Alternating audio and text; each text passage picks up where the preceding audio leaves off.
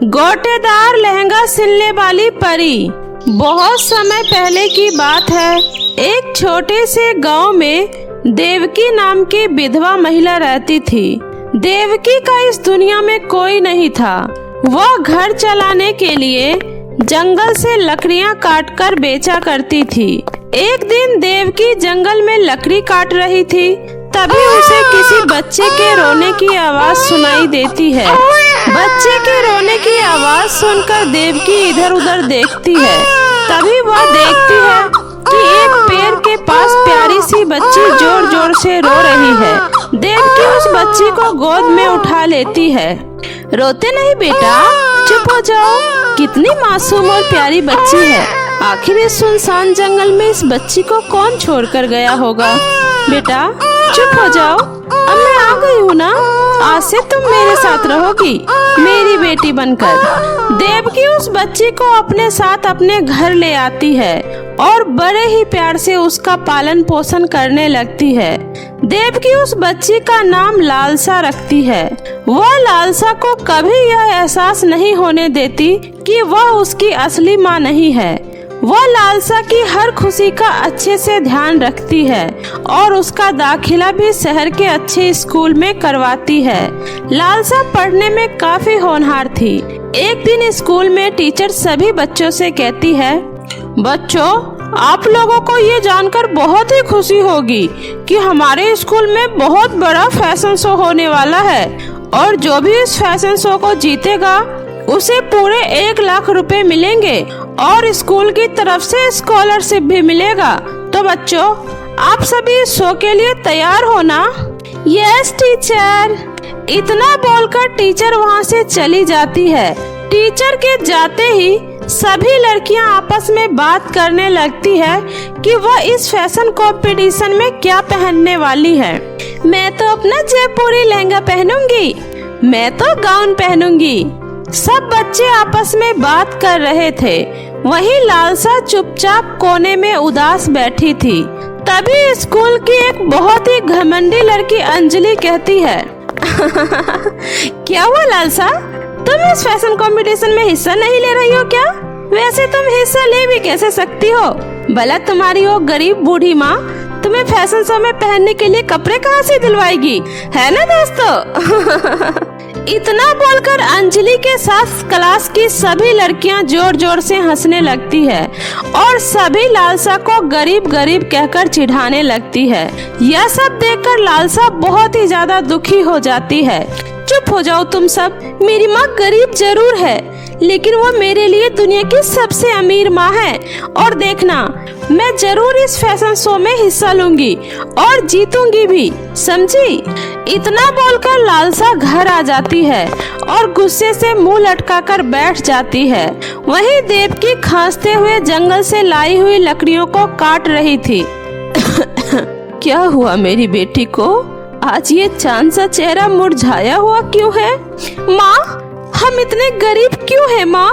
हम बाकी लोगों की तरह क्यों नहीं हैं? मेरी वजह से आपको कितनी मेहनत करनी पड़ती है, फिर भी हम सुकून से बाकी लोगों की तरह नहीं जी सकते। आखिर बात क्या है बेटी? आज अचानक तुम ये सब क्यों बोल रही हो?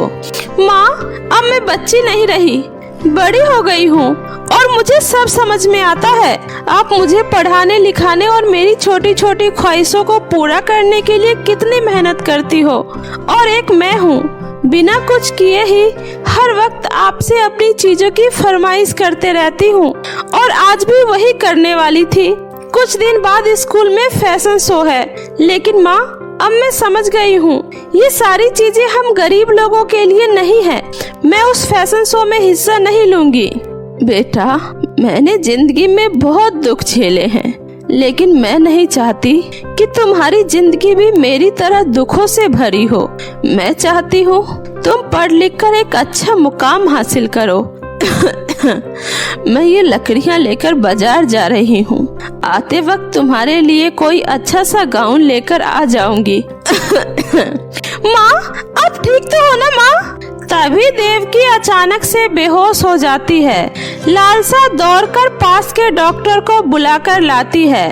चेकअप करने के बाद डॉक्टर लालसा से कहती है, देखो बेटा, तुम्हारी माँ की हालत बहुत ही ज्यादा खराब है। लगता है इनकी तबीयत काफी दिनों से खराब थी, लेकिन इन्होंने अपनी सेहत पर बिल्कुल भी ध्यान नहीं दिया। अभी तो मैं तुम्हें ये दवाइयाँ दे रही हूँ, लेकिन इन्हें जल्दी ही किसी बड़े हॉस्पिटल में एडमिट कराना होगा, वरना इनकी जान भी जा सकती है। यह सुनकर लालसा बहुत ही दुखी हो जाती है। बड़े हॉस्पिटल में तो बहुत ही खर्चा आएगा, आखिर मैं इतने पैसे कहाँ से लेकर आऊंगी? अगर मैं उस फैशन कंपटीशन को जीत जाती हूँ, फिर तो वो 1 लाख रुपए मुझे मिल जाएंगे। फिर मैं उन पैसों से अपने माँ का अच्छे से इलाज करवा सकती हूँ। लेकिन मेरे पास तो उस शोभे पहनने के लिए एक भी ढंग का कपड़ा नहीं है। तभी लालसा की नजर अपनी माँ की एक पुरानी साड़ी पर जाती है। हाँ, मैं इस साड़ी का कोई अच्छा सा गाउन बनाने की कोशिश करती हूँ। ये सोचकर लालसा अपनी माँ की साड़ी को अच्छे से काटकर एक बहुत ही खूबसूरत गाउन तैयार कर लेती है। गाउन देखकर तो उसे भी यकीन नहीं होता है कि ये गाउन उसी ने बनाया है। गाउन बहुत ही अच्छा बनता है। अगले ही दिन स्कूल में कंपटीशन था। सभी लड़कियां अच्छे और महंगे कपड़े पहनकर आती है और लालसा जो गाउन बनाती है वह उसी को पहनकर आती है। लालसा सुंदर तो थी ही, यूनिक और सिंपल सी ड्रेस उसकी खूबसूरती पर 4 चांद लगा देते हैं। एक एक करके सभी लड़कियां उसमें भाग लेती है, लेकिन जब लालसा स्टेज पर आती है तो सबकी नजर लालसा पर ही होती है। अपने क्यूटनेस और सिंपलिसिटी से लालसा सबका दिल जीत लेती है और लास्ट में लालसा ही इस कंपटीशन को जीतती है। उसे 1 लाख रुपए मिल जाते हैं और वो अपनी माँ का बड़े से हॉस्पिटल में इलाज करवाती है। अब तो गांव की हर लड़कियां लालसा से ही अपना ड्रेस बनवाने लगती है। अब लालसा पढ़ाई के साथ साथ अपना खुद का एक बुटीक भी खोल लेती है। बेटी, तुमने ये सिलाई करना कब सीखा? पता नहीं माँ, बस मैंने पहली बार ही कोशिश की और ये इतना अच्छा बन गया। मुझे तो खुद भी यकीन नहीं होता कि ये मैंने बनाया है। लालसा बेटी, मैं बहुत खुशनसीब हूँ जो मुझे तुझ जैसी बेटी मिली है, लेकिन मुझे तुम्हारे लिए बहुत ही बुरा लग रहा है बेटी। कहाँ तुम इस गरीब दुखियारी के घर में आ गई हो? तुम्हें तो किसी राजकुमारी की तरह किसी महल में होना चाहिए था। ओफो माँ, ये अब क्या बेकी बेकी बातें कर रही हो? अब चलो आप आराम करो, मुझे अभी लहंगा सिलना है। इसी तरह दिन बीत रहा था। लालसा अब 18 वर्ष की हो गई और उसका 18वां जन्मदिन आने वाला था। लालसा अपने जन्मदिन में पहनने के लिए अपने हाथों से एक बहुत ही सुंदर गाउन सिलती है। देवकी भी अपनी बेटी की जन्मदिन का बहुत ही अच्छे से तैयारी करती है। घर को बहुत ही अच्छे से सजाया जाता है। जिस दिन लालसा का बर्थडे था, उस दिन गांव की सभी लड़कियां लालसा के घर आती है।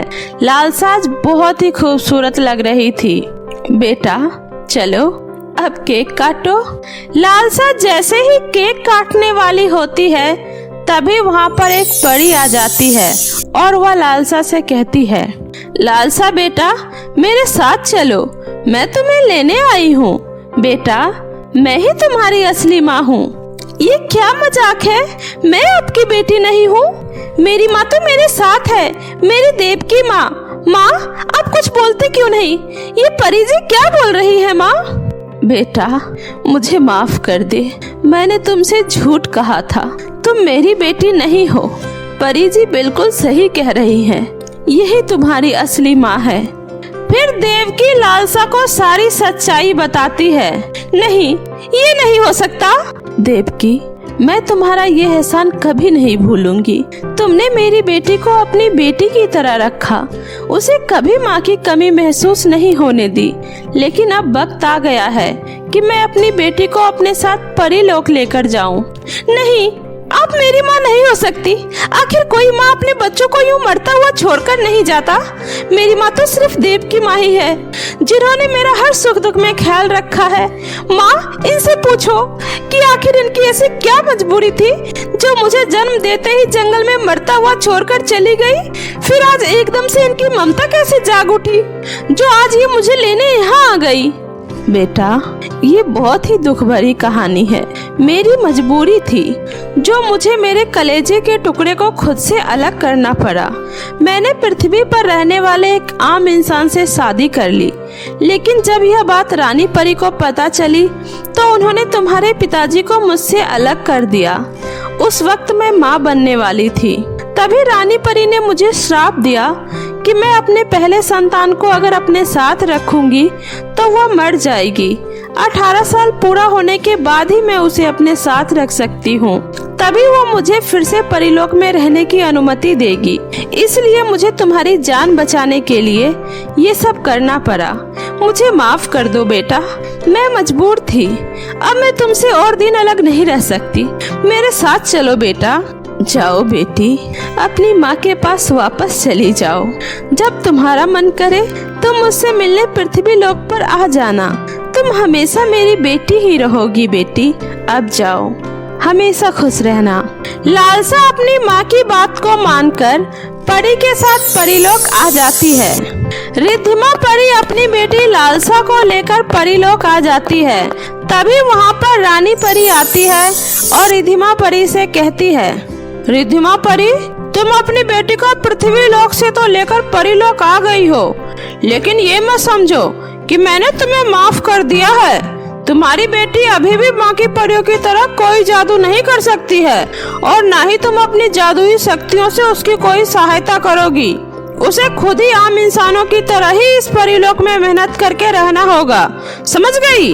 इतना बोलकर रानी परी वहाँ से चली जाती है। लालसा बहुत ही अच्छा सिलाई जानती थी, इसलिए उसे परीलोक में कोई परेशानी नहीं होती है। वो परियों के लिए सुंदर सुंदर गाउन बनाकर अच्छे से अपना पालन पोषण कर रही थी, लेकिन वहाँ रहने वाली बाकी की परियां लालसा को देखकर उसका खूब मजाक उड़ाती है। ये देखो, आखिर ये हमारी परीलोक की कैसी परी है। ना तो इसके पास हमारे जैसे पंख है और ना ही ये हमारी तरह कोई जादू कर सकती है। ये गरीब लहंगा सिलने वाली परी है। गरीब परी, गरीब परी।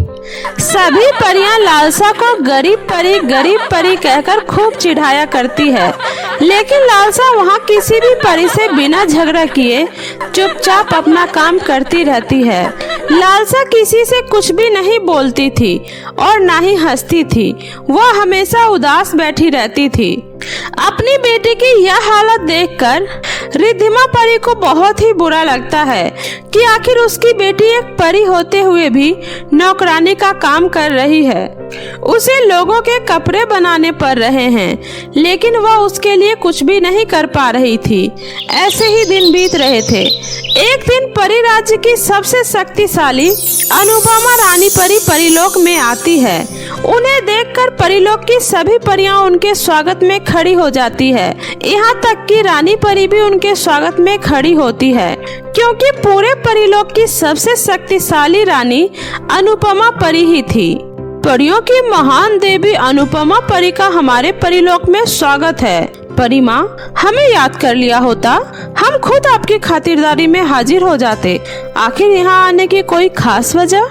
मुझे अपने लिए एक लहंगा बनवाना है। मैंने सुना है पृथ्वी लोक से कोई परी यहाँ आई है जो इसी परीलोक की परी की बेटी है। वो बहुत अच्छा लहंगा सिलती है।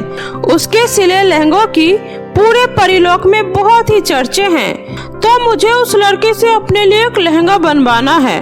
यह तो हमारे लिए बहुत ही सौभाग्य की बात है कि हमें आपके लिए काम करने का मौका मिल रहा है। आप निश्चिंत रहिए अनुपमा रानी परी, आपका काम हो जाएगा। ठीक है। अनुपमा परी वहाँ से चली जाती है और रानी परी रिद्धिमा और लालसा परी को अपने पास बुलाती है और लालसा से कहती है, लालसा बेटा, ये हमारे परीलोक के आन बान का सवाल है। पहली बार रानी परी माँ ने हमसे कुछ मांगा है, हम उन्हें निराश नहीं कर सकते। बेटा, अगर तुम रानी परी माँ के लिए लहंगा बनाने में सफल रही तो मैं तुम्हारी माँ को माफ करके तुम्हें हमेशा के लिए अपना लूंगी। आप निश्चिंत रहिए रानी परी, मुझे अपने आप को साबित करने का एक मौका मिला है। मैं इस मौके को अपने हाथ से नहीं जाने दूंगी। मैं अपनी काबिलियत से अपनी माँ को पहले वाला सम्मान दिलाकर ही रहूंगी। इतना बोलकर लालसा रानी परी के लिए लहंगा बनाने में लग जाती है। 10 दिनों की कड़ी मेहनत के बाद लालसा एक बहुत ही सुंदर लहंगा बनाकर रानी परी को देती है। जब अनुपमा रानी परी लहंगा को देखती है तो अचंभित रह जाती है। अद्भुत, मैंने आज तक ऐसा लहंगा कहीं नहीं देखा। बहुत खूब लालसा। लालसा, आज से तुम और तुम्हारी माँ हमारे साथ हमारी परीलोक में रहोगी और खास हमारे लिए काम करोगी। वहाँ आपको किसी भी प्रकार की कोई दिक्कत नहीं होगी। इतना बोलकर अनुपमा रानी परी लालसा और उसकी माँ की सारी परी शक्तियाँ लौटा देती है और दोनों परी को लेकर अपने परीलोक में आ जाती है और वहाँ दोनों माँ बेटी खुशी खुशी प्यार से रहने लगते हैं। तो मेरे प्यारे दोस्तों, कैसी लगी आपको मेरी ये कहानी? मुझे कमेंट करके जरूर बताएं। कहानी अच्छी लगी हो तो इसे अपने दोस्तों के साथ भी शेयर करें। और हाँ दोस्तों, अगर आपने अब तक मेरे चैनल जादुई टीवी को सब्सक्राइब नहीं किया है तो जल्दी से नीचे लाल बटन दबाकर अभी कर ले। तो मिलती हूँ ऐसे ही फिर किसी नई मजेदार जादुई कहानी के साथ। तब तक अपना ध्यान रखें। बाय बाय दोस्तों।